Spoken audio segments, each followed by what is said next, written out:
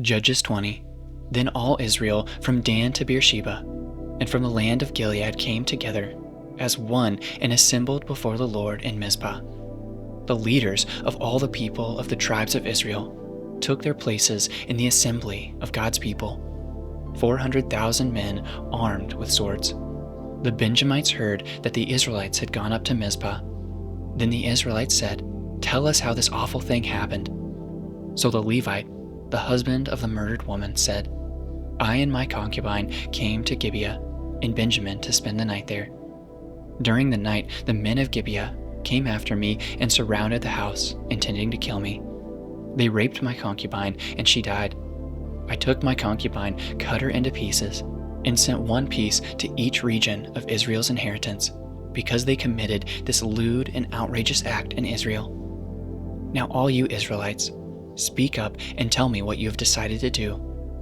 All the men rose up together as one, saying, "None of us will go home. No, not one of us will return to his house.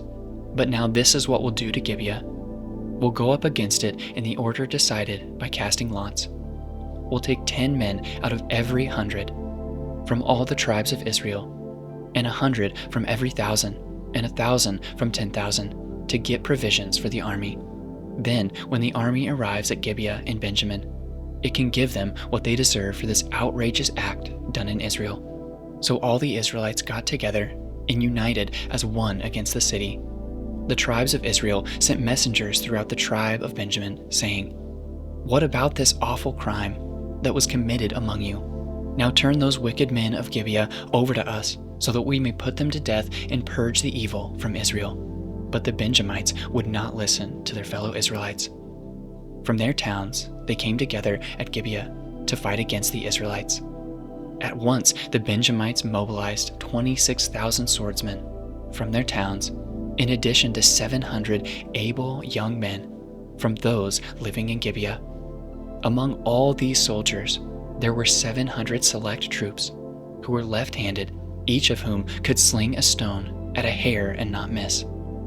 Israel, apart from Benjamin, mustered 400,000 swordsmen, all of them fit for battle. The Israelites went up to Bethel and inquired of God. They said, "Who of us is to go up first to fight against the Benjamites?" The Lord replied, "Judah shall go first." The next morning the Israelites got up and pitched camp near Gibeah. The Israelites went out to fight the Benjamites and took up battle positions against them at Gibeah. The Benjamites came out to Gibeah and cut down 26,000 Israelites on the battlefield that day. But the Israelites encouraged one another and again took up their positions where they had stationed themselves the first day.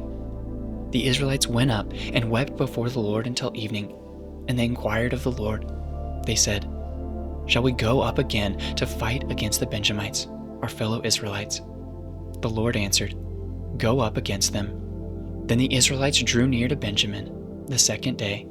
This time, when the Benjamites came out from Gibeah to oppose them, they cut down another 18,000 Israelites, all of them armed with swords. Then all the Israelites, the whole army, went up to Bethel, and there they sat weeping before the Lord. They fasted that day until evening and presented burnt offerings and fellowship offerings to the Lord. And the Israelites inquired of the Lord. In those days the ark of the covenant of God was there, with Phinehas, son of Eleazar, the son of Aaron, ministering before it. They asked, "Shall we go up again to fight against the Benjamites, our fellow Israelites, or not?"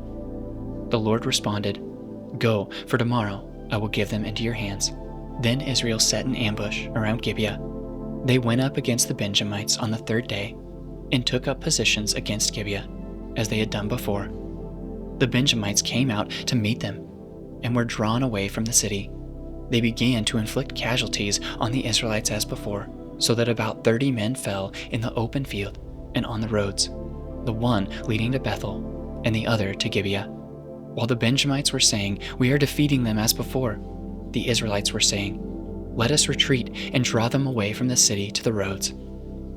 All the men of Israel moved from their places and took up positions at Baal Tamar, and the Israelite ambush charged out of its place on the west of Gibeah. Then 10,000 of Israel's able young men made a frontal attack on Gibeah. The fighting was so heavy that the Benjamites did not realize how near disaster was. The Lord defeated Benjamin before Israel, and on that day the Israelites struck down 25,100 Benjamites, all armed with swords. Then the Benjamites saw that they were beaten. Now the men of Israel had given away before Benjamin, because they relied on the ambush they had set near Gibeah. Those who had been in ambush made a sudden dash into Gibeah, spread out, and put the whole city to the sword. The Israelites had arranged with the ambush that they should send up a great cloud of smoke from the city, and then the Israelites would counterattack. The Benjamites had begun to inflict casualties on the Israelites, about 30, and they said, "We are defeating them, as in the first battle." But when the column of smoke began to rise from the city, the Benjamites turned and saw the whole city going up in smoke. Then the Israelites counterattacked, and the Benjamites were terrified because they realized that disaster had come on them.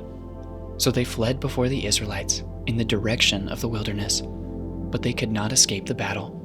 And the Israelites who came out of the towns cut them down there. They surrounded the Benjamites, chased them, and easily overran them in the vicinity of Gibeah on the east. 18,000 Benjamites fell, all of them valiant fighters, as they turned and fled toward the wilderness, to the rock of Rimmon. The Israelites cut down 5,000 men along the roads. They kept pressing after the Benjamites as far as Gittim, and struck down 2,000 more. On that day, 25,000 Benjamite swordsmen fell, all of them valiant fighters. But 600 of them turned and fled into the wilderness, to the rock of Rimmon, where they stayed 4 months. The men of Israel went back to Benjamin and put all the towns to the sword, including the animals and everything else they found. All the towns they came across, they set on fire.